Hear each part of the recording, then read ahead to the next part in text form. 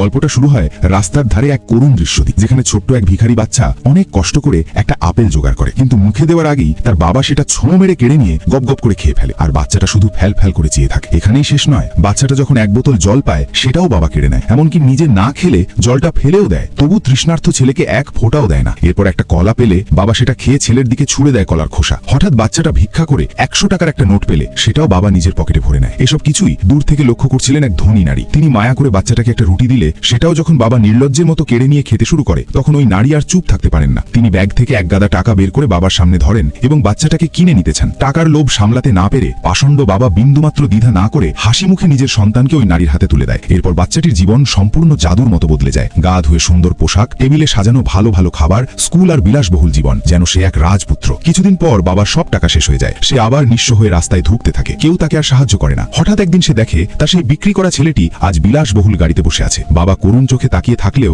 ছেলেটি তাকে চিনেও না চেনার ভান করে গাড়ির কাঁচ তুলে চলে যায়। কারণ যে বাবা টাকার জন্য সন্তান বেচতে পারে তাকে মনে রাখার প্রয়োজন নেই। আসলে আপন মানুষকে কদর করতে হয়, বিক্রি করতে নেই।